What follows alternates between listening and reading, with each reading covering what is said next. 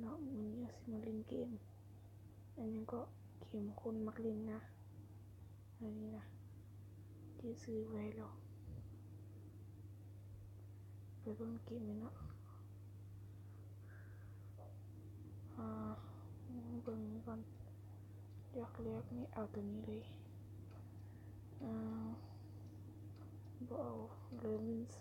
2แล้วบ่ลินแน่ลินคนเดียวที่ทำได้ก็ติโลกให้ได้เลยนี่ว่า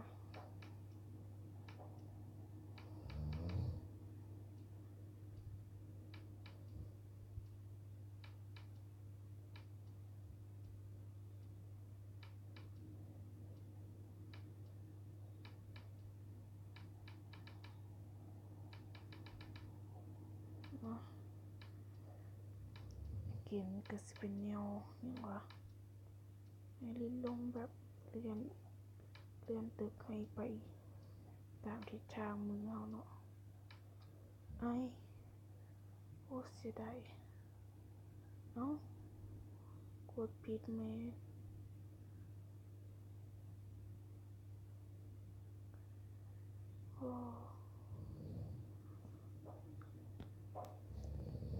บ่ท้อเนาะต้องอย่างว่านี้นี่เป็นวิดีโออีเมลบ่เบิ่งอย่างว่าเนี่ยเสียงโคตรดัง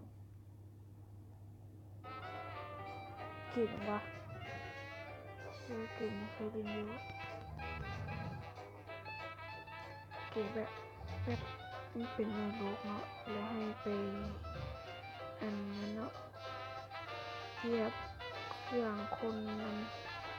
ลดปุ่มไม้ให้มันง่ายขึ้นแล้วไปเหยียบตัวอื่นเพราะสาธุแล้ว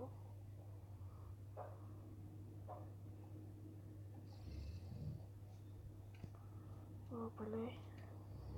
สิ่งที่วันนี้มี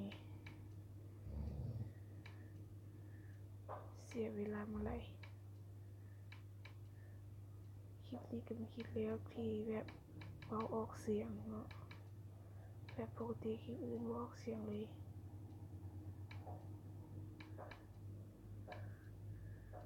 เจ้าของมีแนะนำซื้อค่อยซื้อว่าโท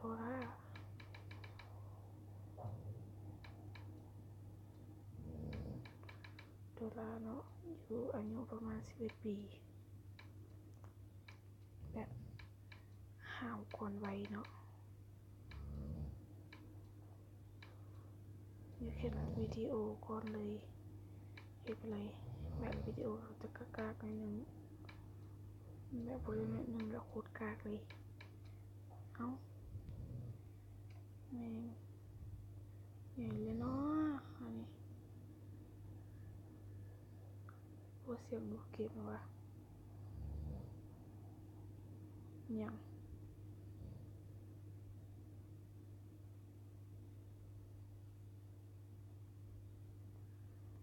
เกมนี้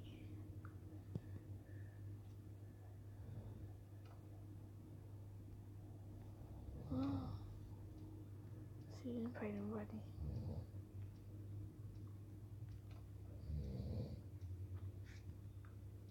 ลิ้นเลย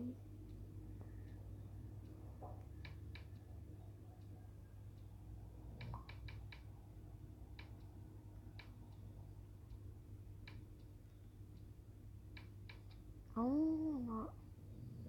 แม่ก็เป็นอย่างนี้วะแม่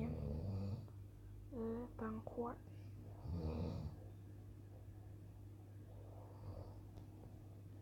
แม่เกมนี้เป็นเกมใหม่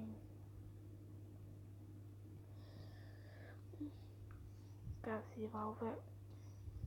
ก็คอยเนาะทางกินนี้แล้วเพราะว่ามันดึกแล้วเนาะจะพูดว่า9 โมงเป็น4 ทุ่ม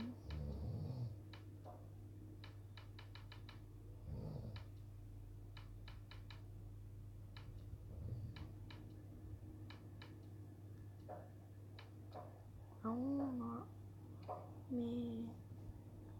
เป็นอย่างนี้เนาะต้องมาเป็นอย่างนี้ตลอดว่าเกมนะวะ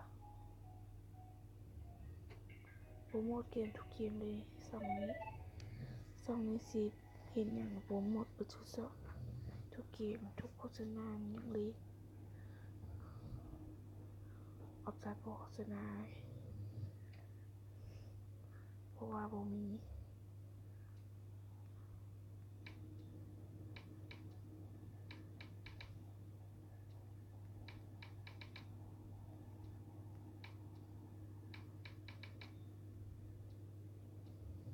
ชิปนี่เก็บมา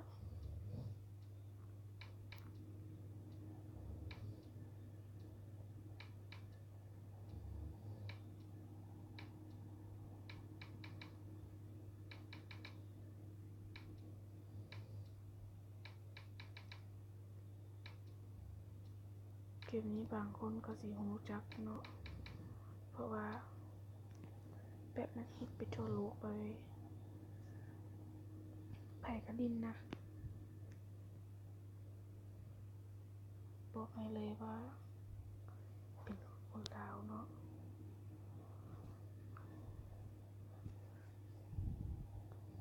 ซ้ำนี้ล่ะก็สิจบเกมตรงนี้เนาะบาย